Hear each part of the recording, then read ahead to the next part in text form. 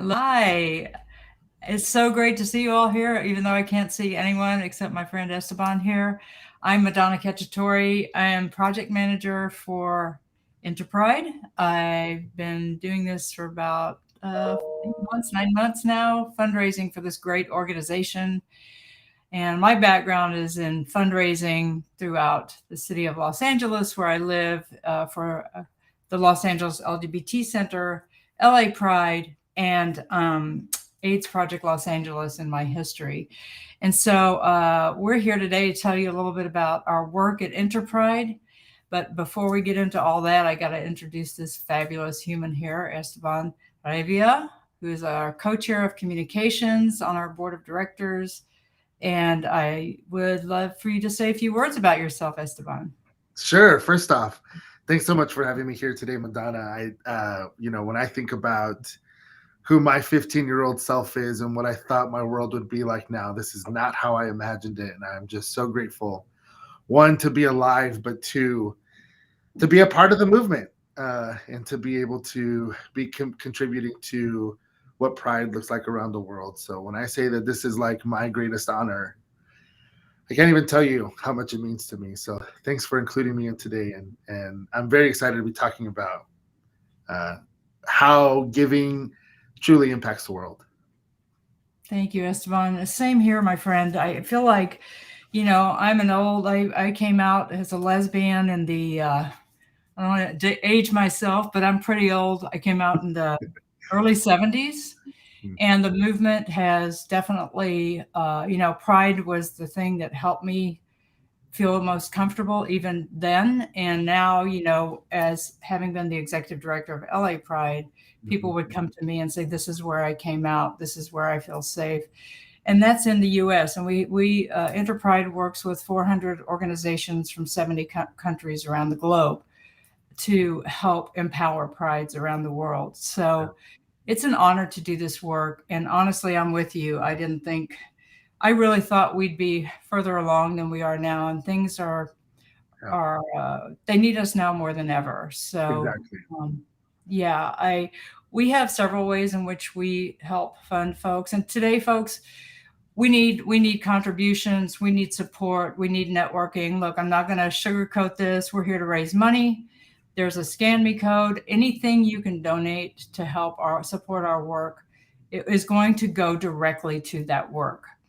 We're all volunteer organizations with the exception of two consultants, and that's pretty much it. This is a very efficiently run organization. We have a great board of directors who really is very, very diverse. Hmm. Um, and I would just like to say that anything you can do, if you could give $5 a month, $10 a month, $5, or if you are a person of privilege who has some cash, please, this is the time. Here in the U.S. and in several other countries, it's tax time, so get your donations in before the end of the year. And while we're talking about that, or while we're talking about other things, we will keep popping up some ways in which you can donate to us. So, what do you think is the most important work we do, Esteban? Do you have some ideas about that? I do. Coming into the role of communications, I thought, oh, this is going to be a lot about social media posts and videos and graphics, and it'll be, your pretty standard process. But when you actually get familiarized with the work of InterPride, you realize that our work truly does affirm the humanity of people worldwide. It's been wild to connect with leaders from Africa who've needed support. It's been wild to get to know Pride leaders and organizers in Asia and the obstacles that they face, and it's so you would never imagine it, but $250, in a US context goes so much further in other countries. And the ways that you can give, it may be small, it may be big or significant, but you never know the impact that it could have on people worldwide. And I think that's been one of the most like surprising or interesting things, that the resources that we may see as so little can have such big impact for people anywhere, everywhere, at all times. That's very true, and it's always shifting. Where our focus needs to be Mhm, mhm, is vast, but we mhm. always have to sort of look at, for example, we just did an InterPod, our new podcast, InterPod, which also needs funding because we want to keep that rolling and keep relevant issues in front of people every month. Yeah, yeah. Uh, 2 months ago, I believe we did one about the Afghan refugees, and yes, in El Salvador, our Pride budget is just $10,000. Nicholas, thank you for sharing that. I mean, look, we have every range of Pride organizer around the globe. Mhm, Everyone needs your help.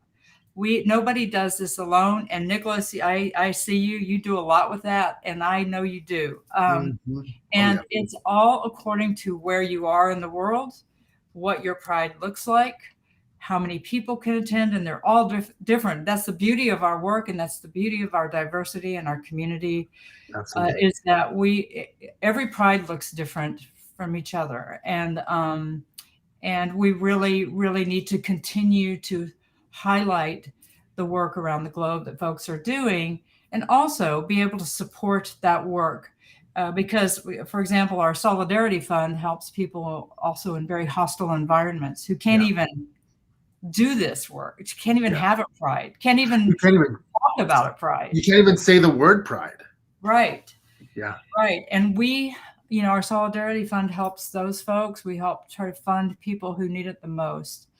Mhm. Um, and so that's one of our funding avenues that you would be supporting. You would be supporting like people in El Salvador, like Nicholas's Pride here. I know that our Solidarity Fund, I was sort of looking back over 2017 through 2020, it was growing every year what we were able to provide. Mhm. And during those years, we helped 85 organizations around the globe.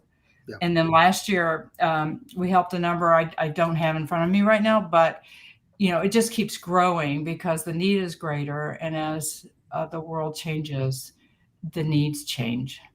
Well, and what's wild too, Madonna, is like the way COVID-19 shifted our priorities as a movement too, and how it really does take all of us to advance the movement. Because I think before we thought, we've got folks focusing here, focusing there, but truly it takes all of us coming together to make LGBTQ plus, freedom, liberation, advancement, equity, equality, all of those elements. It takes all of us together to make it possible. And I think like the fact that we get to play a small part in that, and that we get to be a way for folks to experience those things, I think is just like it's transformational, right?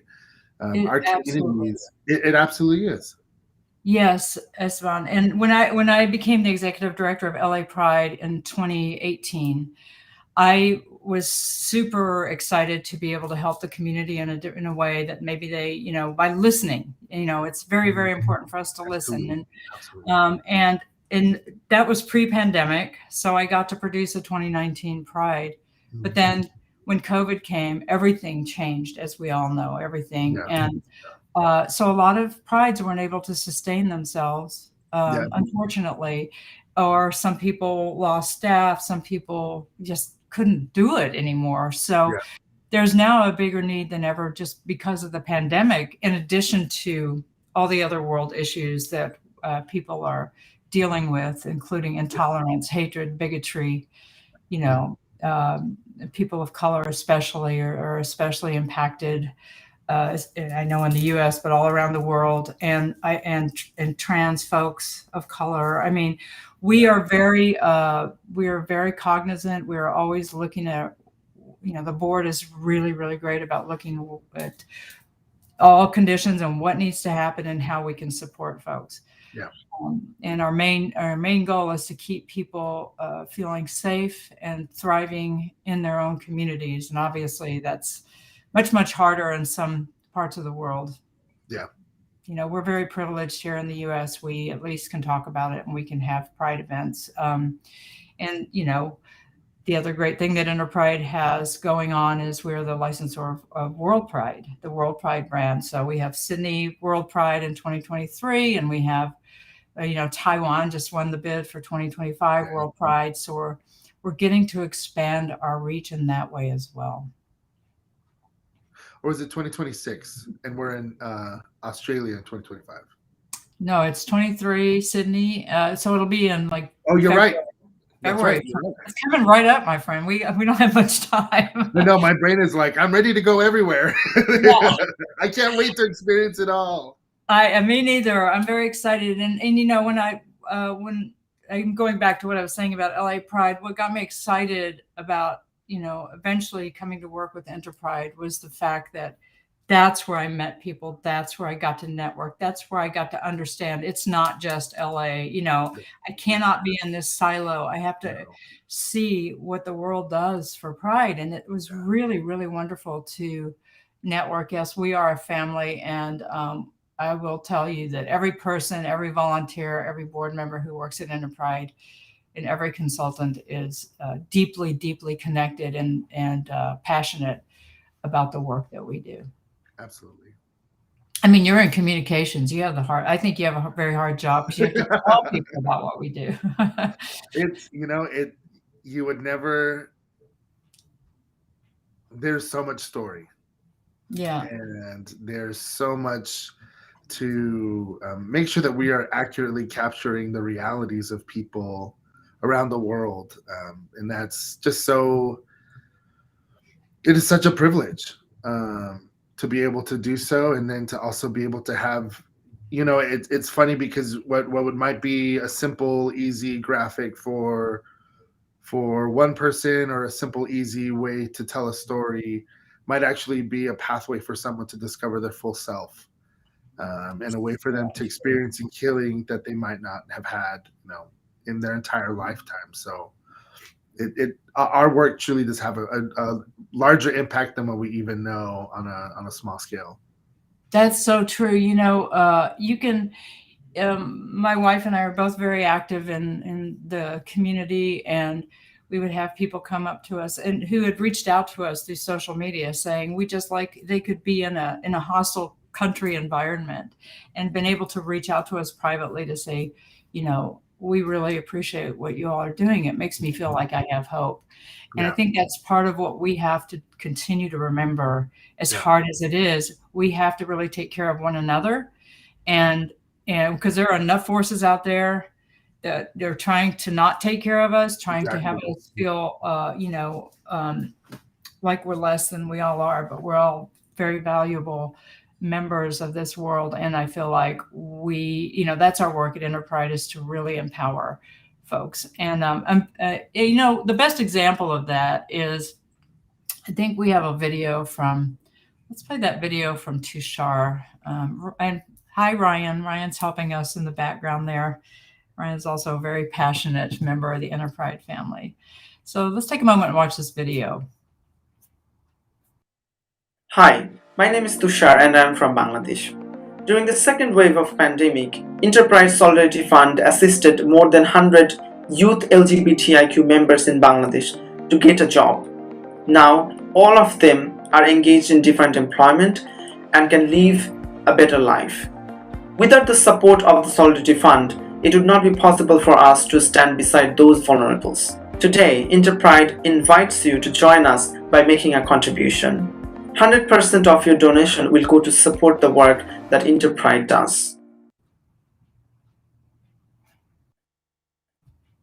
There's nothing I can say after that. I mean, that's everything. Thank you to Tushar for bravely making that video, and for you know, being part of the family that's supporting the work. So if you can, folks, please, if you can, I'm in begging mode right now. You can hold your phone up to that QR code. You can make a donation of any size. And if you can't, please just spread the word, talk about our work, share our social media, sign up for us on Instagram. And, you know, if we can drop our social media links into this, it would be great. Sign up for our newsletter. You'll find out about what we're doing, you know, year round. Our work never stops. Prides go on all year throughout the globe. So we've got work to do all year long. And we have a concert coming up we haven't really talked about yet in virtual concert that you'll hear more about after the first of the year. But that's a Silence to Solidarity concert toward the end of toward March, first quarter of 2022. So we will be sending out more information about that. But all your dollars go to support this work, go back to the community and back to our Pride organizers. Yeah. Right, Esteban? Oh, I 100%. Yeah. Do you have any other, there's the Legacy Fund. The Legacy Fund in 2021 was helped support those folks in South Africa. And we raised some money to help deal with the heartbreaking violence against our fellow members and help relieve some of the financial stress that they were experiencing. Yep. So our reach is far, and it's growing. And it's growing, and we're growing, and that's part of the. Yeah, we not only we're looking for individuals to support us because we know we don't do anything without each other, and so while we appreciate large donations, we also, what's very, very important to us is individuals who have been either impacted by our work or impacted by a Pride organization that you've gone to, or maybe have a child or a sibling who's gone to, been able to come out safely, or been able to be in a safe or brave environment for themselves because of something a Pride organizer has done. That is all. It's all connected. I mean, in my context, so I work with Pride organizers basically in the Pacific Northwest of the United States. And even here, you would think in the US that there would be, all this advancement. And the reality is that the majority of the cities here where I'm working and where I'm connected to, there's actually not a lot of resources, and there's not a lot of support. So 2020 for us was the first year where we had, record numbers of organizations and people popping up who wanted to do this work in their communities. And so it's also interesting to see how people are also ready for this work now, and they're ready to learn, and how do they step in and how do they engage. And it's just, yeah, I mean, what a better way, or what a better time to be in that stream of movement than now. And if not now, yeah. 100%. And what's interesting about this is, when we think of Pride, we automatically think of a parade, a festival, right. And that's great, but it's so much more than that. It is. It really is. More and more prides are doing human rights conferences. All of our World Pride organizations include a World Human Rights Conference in their Pride events. It's really about human rights and about safety and brave space for people. Yeah. And I interrupted you. What were you going to say? No, I was just going to agree with you and say, it's totally all about the affirmation of people. That's the end goal. Yeah. Well, I saw that scan me thing come up there again, that barcode. I don't know if anybody's holding their phone up to it, but this is what you do. You go like that, and you just it tells Our world you. Has changed it now. takes you right. I was trying to do it earlier too, and then it was. Yeah. You know what? While we're playing with the scanner code or clicking on that link on the side, why don't we share another video? How about from Jeanette in Pakistan? Do you have that one ready, Ryan?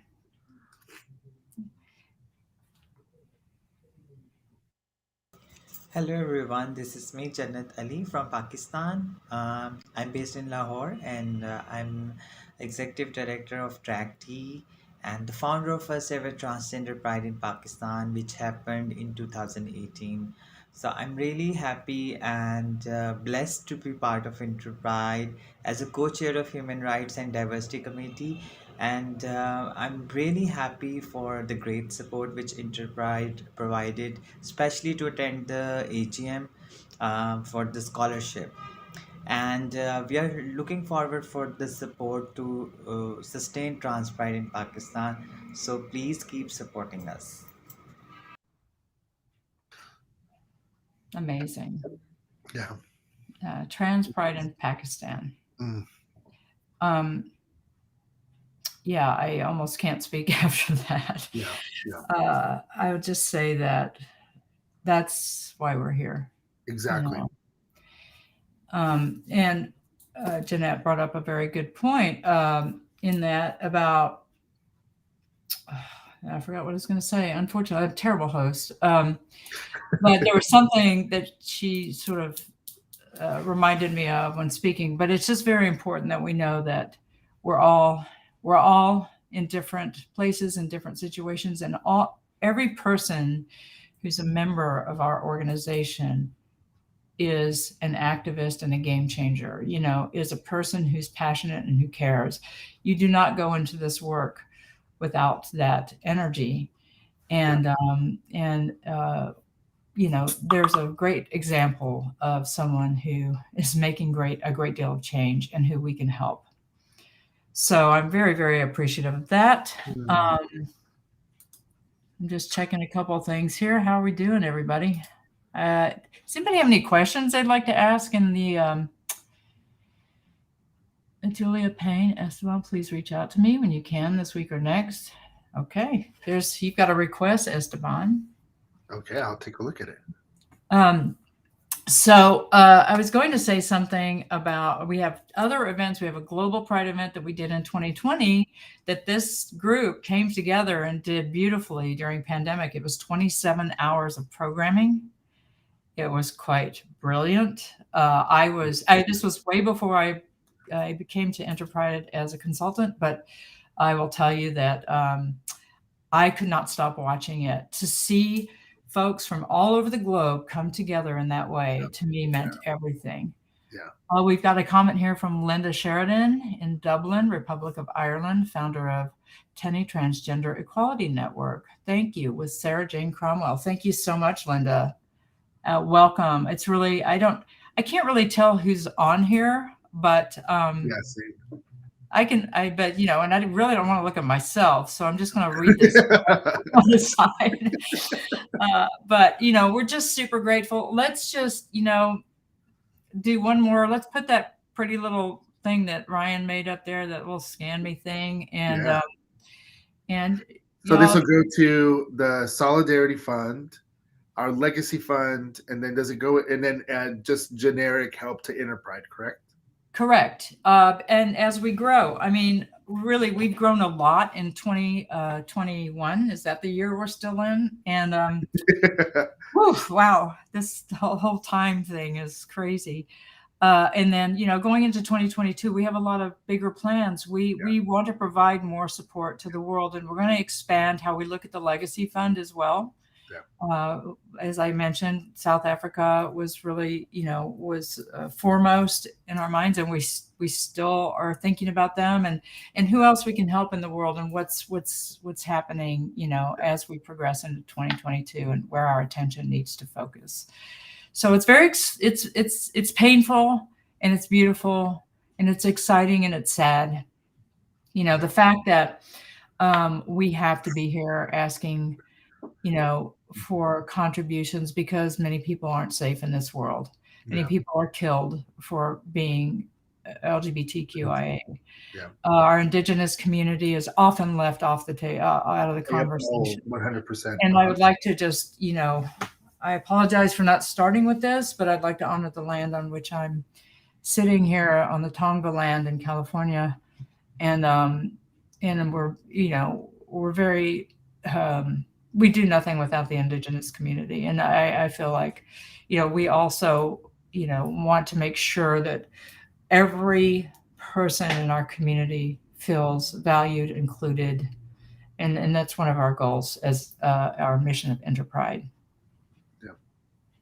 Yeah. And just to see how we connected to the work that's happening within our organization, but that also is connected to the work worldwide.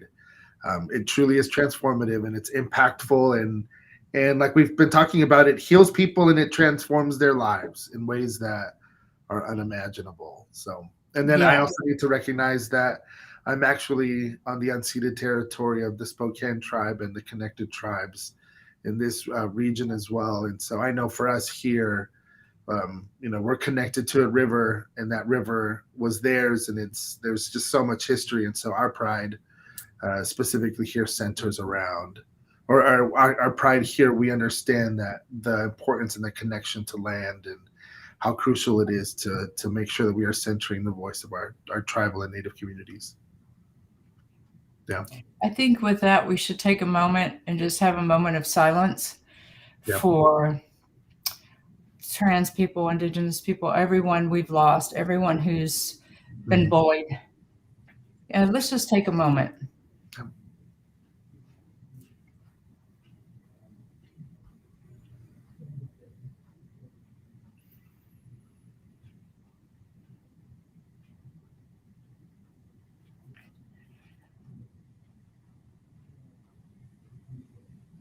Thank you.